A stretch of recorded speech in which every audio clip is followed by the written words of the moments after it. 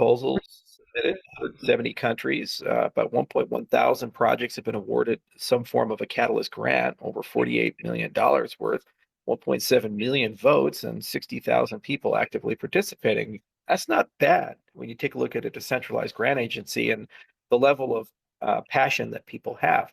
I think the biggest issue for Catalyst at the moment is that Catalyst was really launched as an experiment in governance in addition to ecosystem growth and innovation management. And these are two completely different things. They have very different concepts behind them. So when you talk about a nuovo government for Cardano, what you're really saying is this is the system upon which we're going to vote to make some decisions. Like, let's say there's a protocol parameter change that you want to make, or there's a roadmap item, or let's say a SIP, and you really want to be involved in that. Well, Catalyst was the only voting stack we had historically as an ecosystem. So a lot of people wanted to move it in that particular direction. But what's happened is the entire SIP 1694 movement has kind of pulled those governance components out. And it's put those governance components into a different bucket that's completely on chain. And what's left behind is really something that we need to define as a community. And we have some ideas at the IO side, which is why we submitted some proposals. But ultimately, the community is going to have to decide where they want to go, what they want to do. Now, if we want to turn this into the world's best innovation agency, then a lot of things need to be added and done, and it's going to take some time to build out that plumbing. Like, for example, you build bridges to incubators and accelerators and to capital aggregators, so that if people get Catalyst grants and they start a company, that there's an easy time for them to go and get funding for the next phase, without having to come back to Catalyst again and again. You need a stronger audit layer to the system. For example, I introduced a video years ago. We never ended up really institutionalizing it, but at this stage it makes sense. Like, for example, audit pairing, where when you fund something, you also fund the oversight for it. So it's not just this basically volunteer work to resolve it, but then also you need things like dispute resolution, because no matter how good you do as a fund operator or as a person who's trying to help out, there's going to be edge cases where there's either a conflict of interest or there's a dispute, and you need some mechanism to resolve that. No one's ever completely happy, but you need something for it. Plus, you need some programmability that sits on top of the system that enables you to embrace different types of voting systems and perhaps different round structures, these types of things. So what we did at the beginning of the year is we brought the team together and we tried to make our best approximation of the kinds of things that could realistically and reasonably be done so we could preserve what we've accomplished, which is pretty phenomenal. If you look at every single major Cardano project, almost all of them in some way have either originated from, received funding from, or at least involves someone from the Catalyst program. And given that that's a big ecosystem, there's millions of people and there's hundreds of projects, that's a phenomenally impressive thing. So we don't want to lose that. We want that to grow and go to the next level. But on the other hand, it's not a nuovo government. That's 1694 and Intersect and these other institutions like the Cardano Constitution. So we really need to ask ourselves, okay, how do we make what we have far more effective? And really, this fund is amongst other things about having that discussion and starting to move in that direction or to move in a different direction. And it's really the community's decision what they want to do. Great answer. Thanks for your feedback, Charles. Kriss, I understand that you have a few partners that have been working with you from the Catalyst team.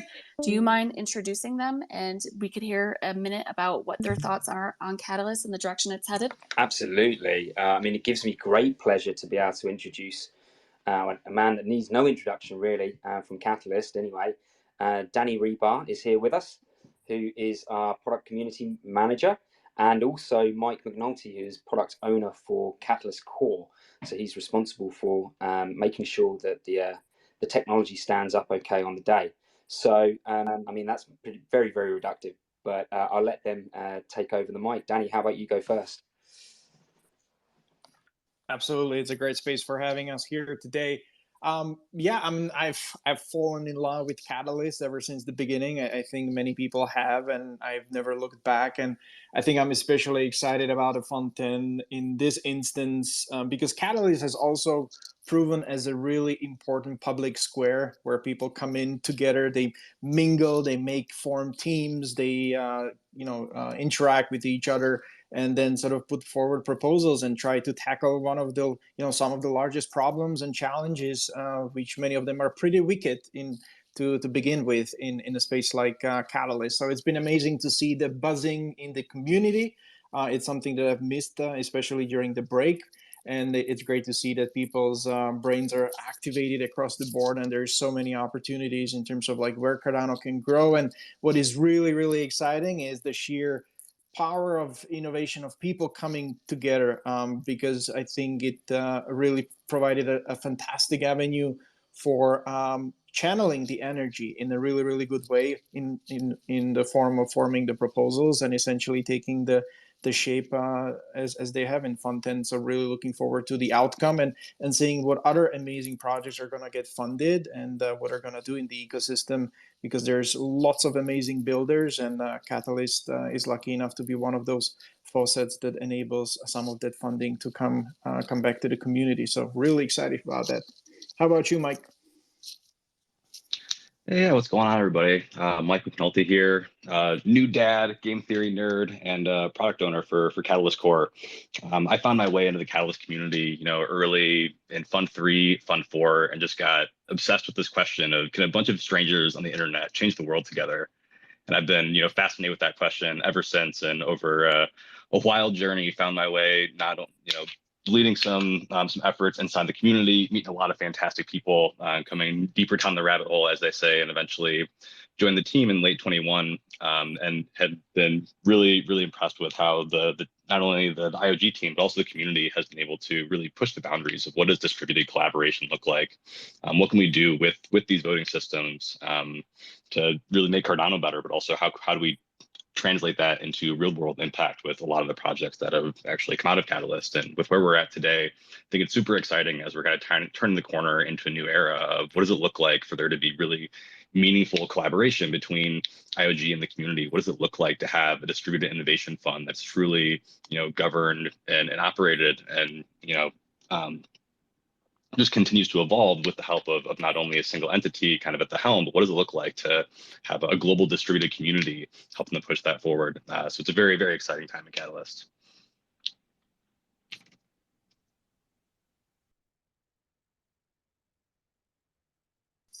Thank you for your feedback, Mike. Stephen, how about you?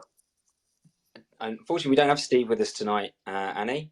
It's the middle of it's early morning over in his part of the world. Oh, well, he's catching some Z's. I appreciate that. Let's get right into it. Let's move into the questions. Kriss, I have a question for you first.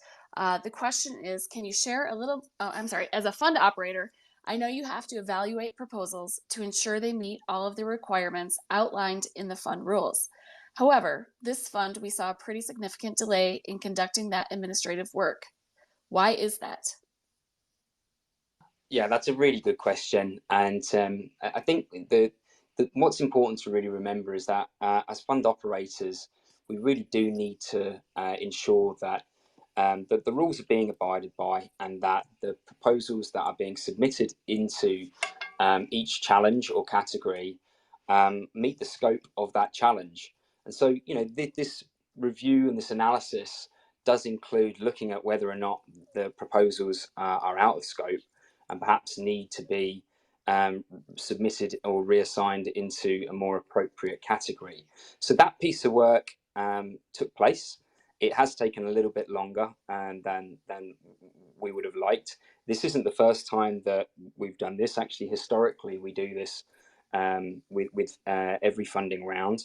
And obviously, as Catalyst has grown in size and in the number of proposals that's been submitted each round, obviously it becomes a more complex challenge to weed through. That said, within the scope of our remit, we've attempted to take a very pragmatic approach at looking at the proposals and whether they actually do land against the scope and the letter of the challenge. And on the strength of that, we've made the recommendations and obviously had to reassign some proposals elsewhere. But this is a learning opportunity. This is something that we can certainly build into our strategy and our planning for future funds, and invite a discussion on how best to do this. And perhaps maybe one idea could be that there's a hard timeline and time frame in which for this administrative work to take place. And if it falls outside of that, then so be it. We'll have to move on. But certainly this is something that we'll be taking forward into the next fund with a keen eye on being able to satisfy and improve the process. Thank you, Kriss. Charles, I have a question for you. You usually do not join the Catalyst AMAs or Twitter Space segments. So the community would love to understand your involvement with Catalyst today and the work. So, yeah, go for it. no, go ahead. Finish the question. I'm sorry. No, the last part of the question was, how is Charles involved in the work that the Catalyst Tribe does today? So I typically get involved at the high level during the PI planning process when we talk about what are the goals on each quarter for what we'd like to see. I also tend to get involved when specific Catalyst programs or projects that are funded, those projects develop to a point where they're investable or they need some additional collaboration help. For example, we run the C Fund, and I've done several strategic investments here and there, and I get consulted usually, some cases involved. We also talk to a lot with Catalyst proposals about various technical requirements or things, especially during the era when we just started getting DeFi, and Plutus One was not as good as people wanted it to be for the things that they wanted to do. And so there were a lot of discussions about how do we handle that? What do we do with that? And so these are the things I typically get involved in. We also looked at a lot of the raw data of how people were voting, how long rounds were taking, and perhaps should we invest in building better voting systems or better voting experience? How do we get voting centers into the mainstream wallets? So those are the areas I tend to get involved in. I try to stay out of the actual particular proposals, the actual voting process. I don't get involved at all there because I don't want to bias anything. And also, I take a lot of air out of the room whenever I'm in the room. And so if it, I'm there, it's always a Charles Hoskinson show. And that's not what this is about. This is for the next generation of people to come on in and actually do great things and achieve great things. And so I felt it was really important, if I could be there in a productive way, do that, but don't be there in a way that's destructive or it takes value away from others or attention away from others, because this is an opportunity for people to kind of be big themselves. Love that answer. So you're passing the cigar, so to speak. Okay, Daniel Rebar, I have a question for you. How is the Catalyst Tribe aligned with the other proposers and participants in the community? That's a great question. I would like to say very much so. In essence, there's great opportunities, especially ahead of us, where we're trying to figure out how to reposition the entire Project Catalyst in such a way that we can truly start empowering the community to start collaborating, co-creating, co-producing essentially different elements of the Project Catalyst. And community has been at the very core center of everything that the Project Catalyst has been to date. I'd like to say that the community is probably the single most important asset and the powerhouse of why Project Catalyst is what it is today. And we're trying to open up avenues that actually can accelerate the collaboration further. So one of the most exciting things that actually have happened during the course of Fund10, and just quite recently, we've been able to launch Catalyst testnet, which now basically allows us to create an alternative track to the production line where everything is live in a funding round, but also opens up an opportunity for people to start tinkering with what is available in Project Catalyst and how can we maybe tweak it, adjust it to different use cases, maybe all the conversations that we've been having for so long about different parameters, different ways how we could go about funding, that we're actually moving away from just having a mere conversation about assumptions and turning them into validations. So things like Catalyst testnet are opening up essentially the floodgates for anyone to be able to come and build against the standards within the Project Catalyst and essentially start implementing some of the use cases that we've been hearing for so long, but never had really a sandbox environment to go and play with. And this really goes hand in hand with the ethos that we're trying to drive home this year is the open source element of Project Catalyst, that essentially improving the documentation that actually improves the shared understanding of how do you actually can build against the Project Catalyst standards and what are the opportunities to go for there. So especially when through the realms of the proposals in Fund10, we're seeking to double down on it and open up the environment in such a way that if you would like to, and you would like to run either the whole Catalyst or parts of the Catalyst for your own use case, you would be able to start and playing with it. And interestingly, we've actually had somebody successfully run a Catalyst testnet on their own, even before we publicly announced it. So that's the powerhouse of the people we're having in the community, and we're trying to empower more of those people, whether it's the great work of Light Donations or Gimbal Labs or whomever else, that will be able to start leveraging a lot more of the tech stack that's currently available, and also what we're really aspiring to build going forward. And that's super exciting to me. Yeah, and just to add a little bit to that, one of the things that really makes these systems so powerful and recursive in nature, if you look at SanchoNet, for example, Node 8.3 is coming out this week, and people are already starting to install, download, and process things. And we have like DREP registration and DREP delegation. But where SanchoNet really comes alive is this idea that community projects will start building around it to construct governance tools and to construct tools to make it easier to run SanchoNet, which then could work their way to mainnet. So if you rebuild Catalyst in just the right way, you could start talking about Catalyst applications, which are pluggable capabilities that people can add to and design to do various things. And those can be for audit purposes. Those can be reporting information purposes like dashboards, potentially new types of voting that people can do, things for committees or subject matter experts to do stuff. And what's cool is it's programmable, just like smart contracts are. So if it's built in the right way, you can actually see an app ecosystem build around. And then Catalyst can be used for much more sophisticated types of innovation management, or potentially even go beyond just that remit. So we learned a lot. Every time you open something up, the community tends to build some amazing stuff. And I think it's equally important, in addition to asking how do you make the best innovation management agency that tries to continue giving grants to build up some of these nascent early community projects, but how do you build the right governance ecosystem so that those projects have much better tools to help them get the funding that they need in those early stages, or the accountability and oversight that they need in those early stages to make that transition to permanent infrastructure that has an alternative funding source like a VC or the Cardano Treasury directly through SIP 1694 or another source, if that makes sense. Charles, that's a great lead-in. I want to remind everyone we have 5 more minutes left with Charles.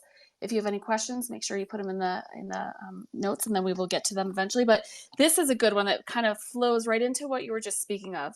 In your opinion, would it be beneficial and relevant for Cardano to have a DAO institution created and run by the Cardano community, focusing on setting strategies and supporting initiatives and community members in the process of education, marketing, and overall creating awareness and content about Cardano?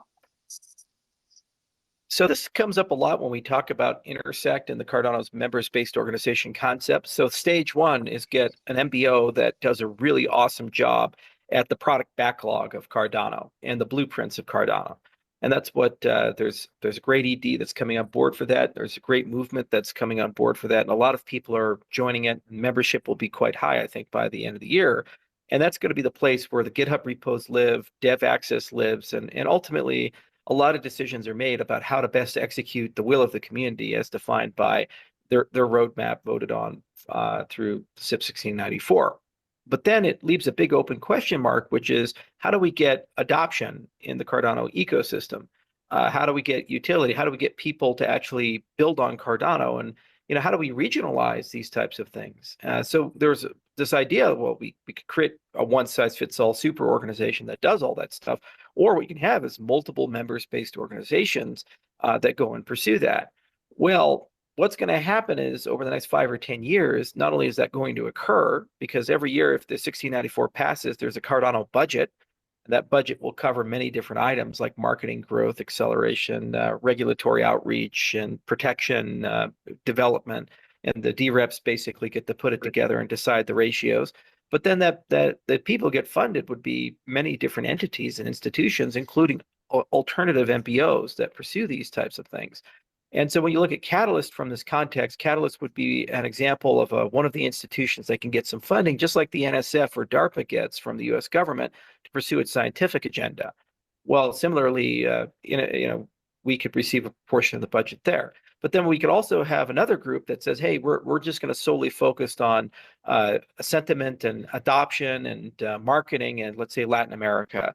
or in Africa or in Europe or in the state of Kansas. It doesn't really matter. People can go and propose these, and they're going to make the case why they feel that that's the best idea. And then those institutions in turn can go and build things up. Now, where we hear a lot is DAO.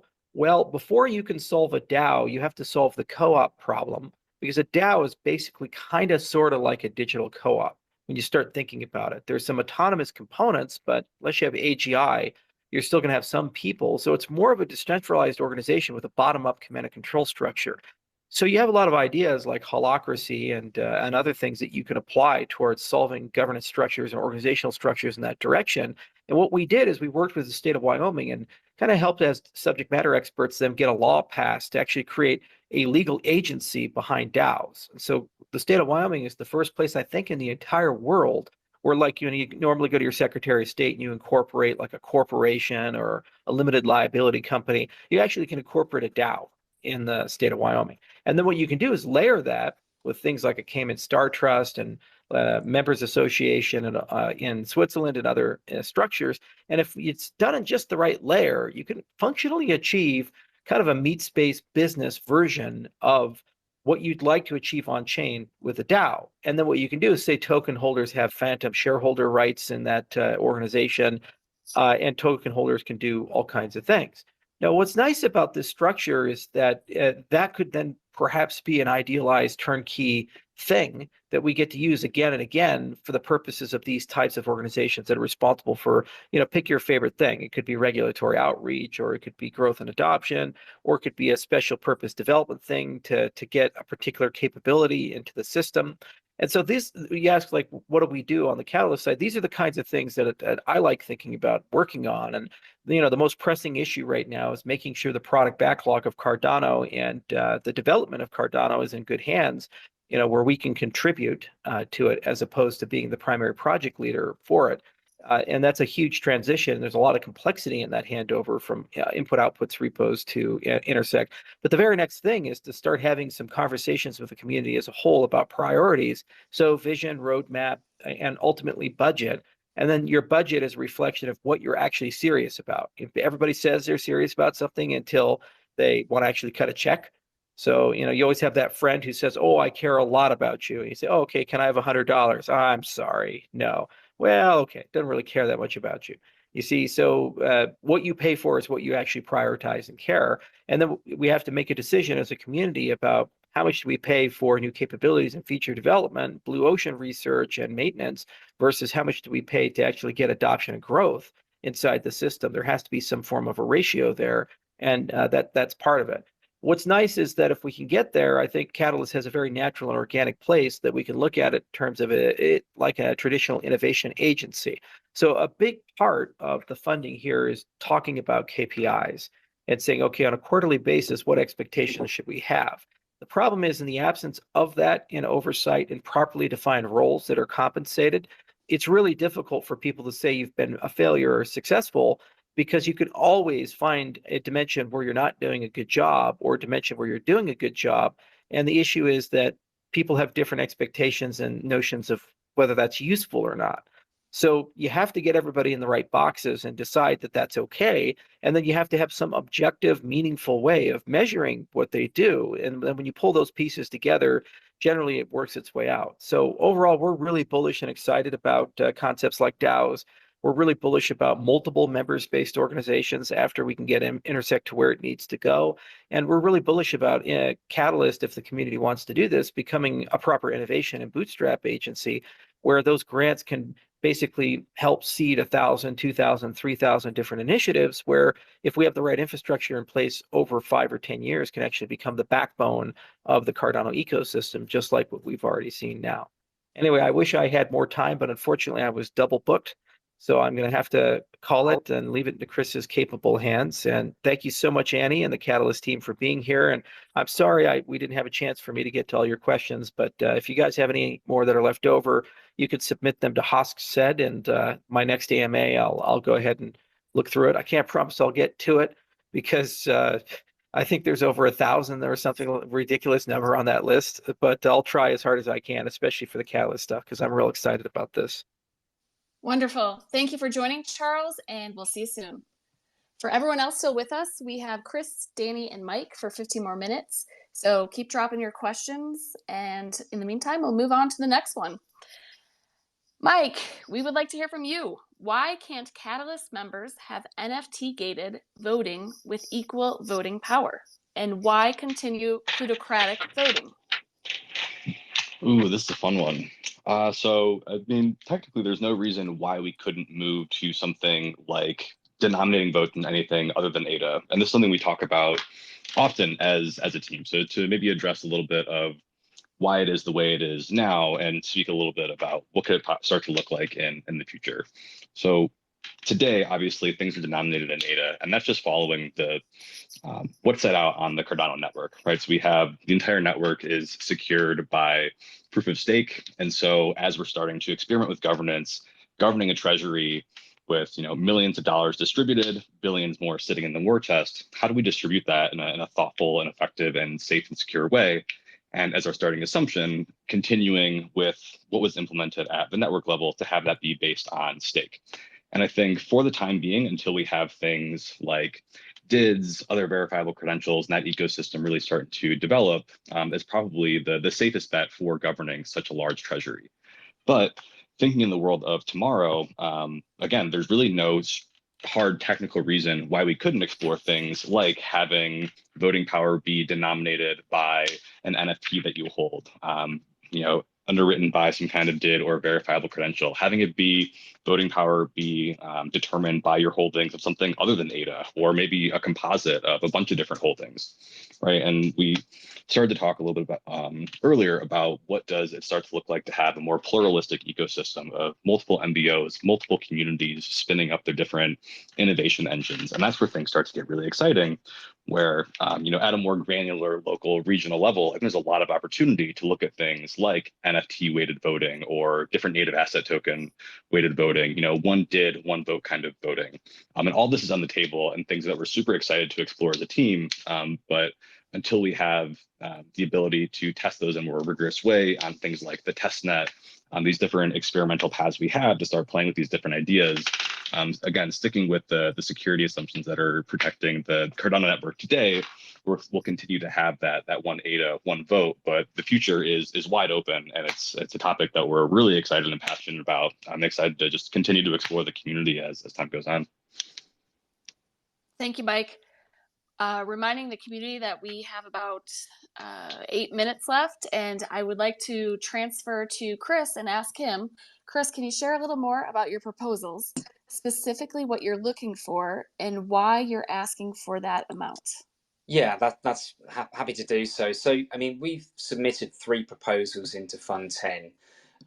First and foremost, it's the Catalyst team's Catalyst Fund Operations proposal, where we've requested a little more than 6 million ADA, and that's a realistic amount to be able to fund the operations of the current team to maintain all of the features and services and technology and infrastructure and processes that we currently operate within the guise of the Catalyst program. So that's the first proposal. It is, as I said, a realistic costing for what it takes to operate the program of the size and scale and nature of what Catalyst has already delivered and achieved. So that's why the first proposal has been set in that particular way. And actually building on what Mike was saying, it's really important to remember that the Catalyst team's proposal aren't just about maintaining the status quo. We want to build out new capabilities that enable a whole new load of game-changing features to be able to come to bear that really make a difference for collaboration with the community, by the community, and empower the community with tooling that they just didn't have available to them before.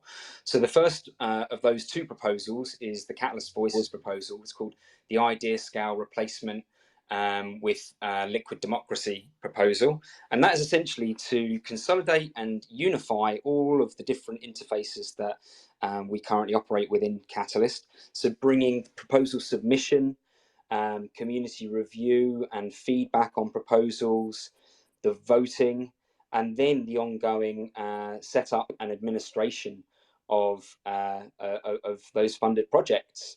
That is the nuts and bolts of the Catalyst Voices proposal, to really bring to bear a uniform way of experiencing Catalyst as any number of different role types, whether you are a proposer or a reviewer or a voter or someone that's helping to verify that milestones and deliverables have been met by the funded projects. That's what Voices is all about.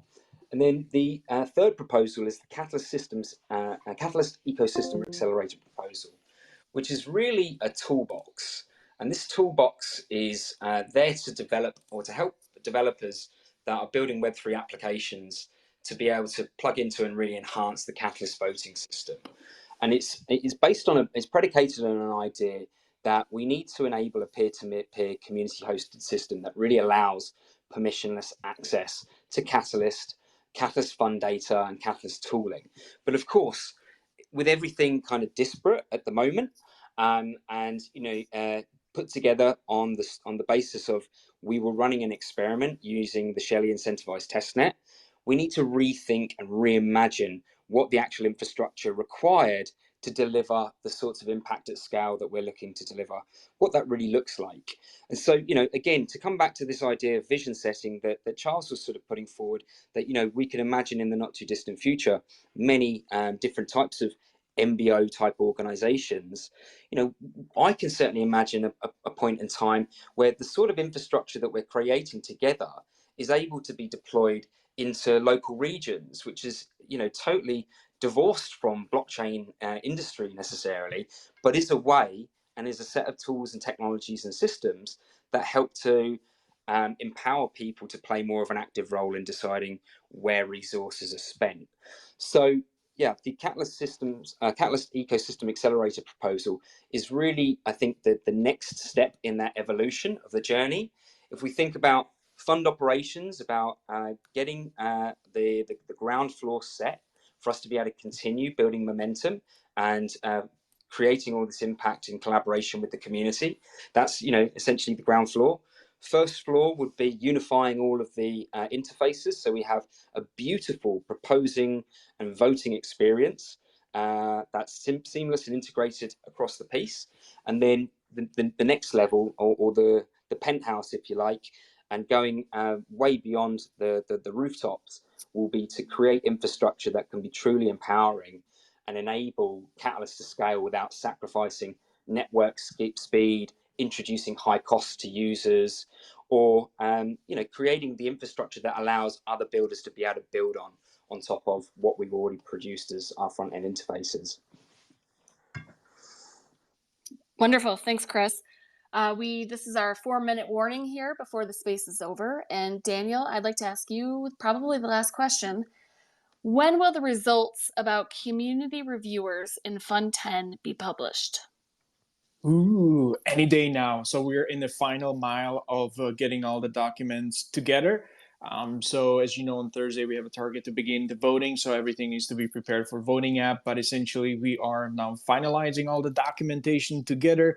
So, we had almost 14 and a half or 14, almost 15,000 reviews submitted in the beginning of the process that went through quite an revamped and new version of like how the community review functions. And obviously lots of great community reviewers have been participating, and also moderators in the later stage, and they've all completed their work. So big shout out to everybody who has been participating in this iteration of the community review. And we should be releasing the data within a day or two. You will have now a variety of ways how to access them. As you know, moderators have been accessing for the first time in their new swanky interface for the moderation module. So we're going to refresh the data in there to make sure that only valid reviews are being included in there. There's going to be also availability through APIs. So for example, Light Nation will be able to actually feed the data into their platforms, as well as it will be feeding the voting app itself. And then lastly, we're planning to publish also a spreadsheet as we've had it in the past for those who love this format, and it should be published on our knowledge base, as the Project Catalyst now aggregates most of its public documentation now between the GitHub repos. but also the docs.projectcatalyst.io. So we're seeking to publish this information within the next 2 days so that we can be ready for the next voting stage. And then everybody who's actually participated, all the voting rewards or the community review rewards will be then distributed come the regular distribution of the incentives sometime in October together with everybody else. Nailed it. That was one of my other questions. When will the Fund10 receive their rewards? Okay, we are going to wrap up. I would like to thank everybody for joining today. We've captured everyone's questions. There are some that are still lingering, and we will be passing them along to the Catalyst teams and other stakeholders to address at a later time.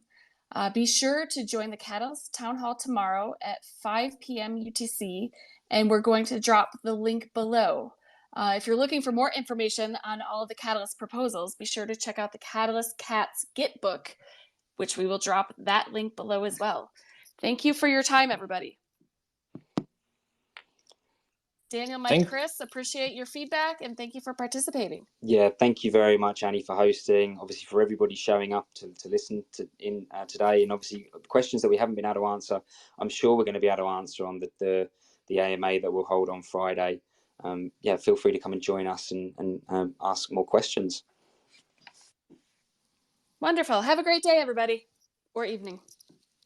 Thank you for having us. Bye-bye. Bye-bye. Thanks, everyone.